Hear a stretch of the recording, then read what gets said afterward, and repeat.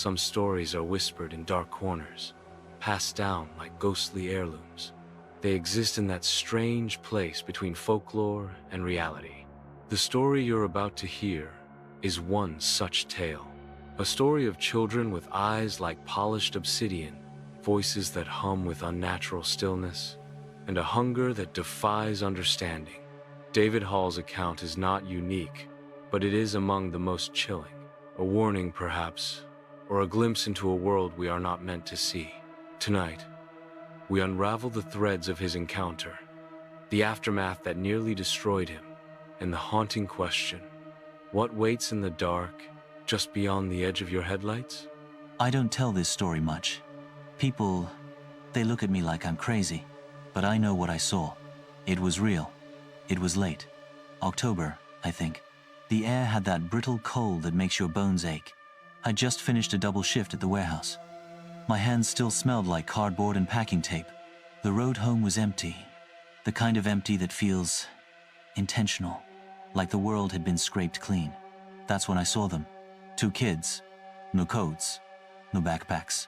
Just standing there under a dead oak tree. The girl was smaller, maybe 8 or 9, her hair too neat for the wind. The boy was taller, rigid, like a mannequin. I slowed down, rolled down my window. I asked if they were lost. The boy turned his head. Too slow, too deliberate. His lips parted, and I swear I heard a click, like his jaw wasn't used to moving. "We need a ride," he said. No tremor, no breath, just words. David describes the silence that followed as oppressive, as if the air itself had thickened. The girl's head tilted, bird-like, her neck creaking audibly. I asked again where their parents were. The girl giggled, not a child's laugh, something hollow, rehearsed. Then they stepped into the headlights. Their eyes, God, their eyes, like oil spills. No whites, no pupils, just depth, endless. I couldn't look away. My throat closed up. The radio hissed static, but I hadn't turned it on. Stories of beings with hollow black eyes appear across cultures and centuries. In 17th century Norway, farmers spoke of svartbarn, pale children who knocked on doors during blizzards, their eyes filled with night. Those who turned them away awoke to livestock slaughtered. Those who let them in vanished. In the Appalachian foothills, elders still warn of ash babies, entities born from coal mine tragedies, their eyes charred to cinders, forever seeking warmth. David's children fit no folklore exactly, but they share a thread. These are creatures of hunger, not of flesh, but of something far older. The girl pressed her palms against my door. "Please," she said. "We can't come in unless you let us." Her voice was wrong, metallic, like it was coming from a bad receiver. The boy leaned closer. "Let us in." I tried to speak, but my tongue stuck to my teeth. My keys slipped from the ignition. When I fumbled for them, the girl's hand shot through the window, ice cold, too long, and gripped my wrist. David's voice breaks here. He claims the contact left a bruise in the shape of a child's hand, though no medical report confirms this. I stomped the gas. Tires screeched. The girl's fingers, they didn't let go. Not until I hit 40 miles per hour. I watched her arm stretch, impossibly, snapping back like elastic. In the mirror, they were gone. But the smell, burnt hair, and wet soil, it lingered. The call came in at 11:47 p.m. Male, mid-30s, claiming he'd been attacked by kids. When I arrived, he was curled in his driver's seat, hyperventilating. No physical injuries, but his wrist, it was mottled like frostbite. We swept the area. No footprints, no tire marks. Just a single oak leaf stuck to his windshield. Odd, given the tree was half a mile back. I told the officer everything. He nodded, took notes, but his eyes, that pity, like I was some drunk dad spinning campfire tales. Then he found the handprint. The passenger window, covered in smudges. Small ones, child-sized. But the odd part? The prints faced outward, like someone inside had been pushing to get out. David called me at 3 a.m. His voice, I'd never heard him like that. Not after his divorce. Not even when his dad died. He kept repeating, "They're not human, Lisa. They're not human." The next morning, I drove to his place. He'd barricaded the doors. His skin was gray. He'd vomited bile all over the bathroom.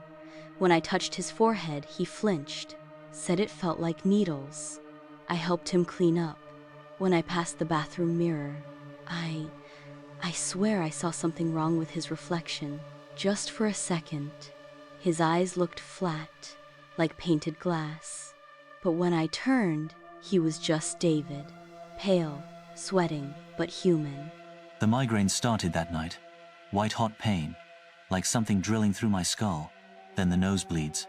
I'd wake up choking, my sheets soaked, and the lights, how they'd flicker whenever I said their names. I begged him to see a doctor. He refused, said the clinic's windows were too big, too exposed. Then, one night, I stayed over.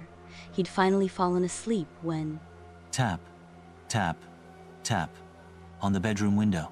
2 shadows, too short to be adults. The girl's voice, "You forgot to let us in." He screamed. Not a yell, a raw animal sound. I almost opened the window, don't know why, just this stupid urge to check. My hand was on the latch when he screamed. Later, I saw frostbite blisters on my fingertips, like I'd touched dry ice. I didn't see anything, but the window was frosted over, except 2 perfect handprints, small and smeared. David abandoned his home the next day, moved 3 states over. But the children, it seems, are not bound by geography. They're quieter now. No words. Just presence. A flicker in the corner of my eye. A cold spot on the couch. Last week, I found mud on the doormat. Tiny footprints, leading out. I checked the database later. Similar reports pop up every few years. Hikers, truckers, insomniacs walking their dogs. Always 2 kids. Always black eyes. No one's ever gotten a clear photo. 6 months back, an old woman vanished from David's street. Left her door wide open in December. We found her cat alive, but its eyes, never mind. Probably unrelated. Legends suggest the black-eyed children are not born, but made. The nun's 1348 letter references a collapsed mine in southern France, where rescuers found small figures, unharmed but eyeless, begging entry with voices of burnt honey. Days later, the mine flooded, drowning all inside, save the children. In the Appalachian tales, these entities are called ash babies, born from coal fires that suffocated entire towns, their eyes charred to cinders, forever seeking warmth. David's children fit no single myth, but they share this truth. They are born of human hubris, of bargains with the dark. What unites these accounts? A transaction, a moment of vulnerability, a storm, a loss, a door left ajar, where something slips through. The children are both predators and prisoners, bound by rules they resent. They cannot take. They must be given. He sent me a letter last month. No return address. Just a scribbled note. They're learning how to ask. The black-eyed children. Ghosts, demons, or something older, gnawing at the edges of our world.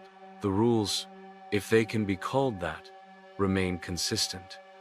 They cannot cross your threshold uninvited. They cannot harm you, unless you consent. The nun's warning holds a clue. They are the price of greed, not God's wrath. When miners pillaged Earth's secrets, when fires raged unchecked, the ash babies arose. Not scouts, nor ghosts, punishments. They hunger not for flesh, but for the warmth stolen from them. A warmth found only behind locked doors. But perhaps the most chilling theory comes from a faded letter in the British Museum's archives, penned by a nun in 1348. They are the children he cast out when the world was made. They knock, not for shelter, but for forgiveness. Do not grant it. But consider this. What happens when they refine their approach?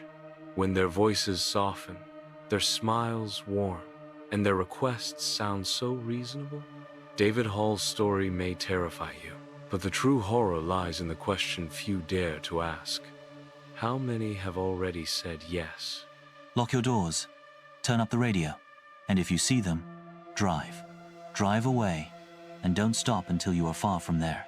They can appear anywhere. Sleep well.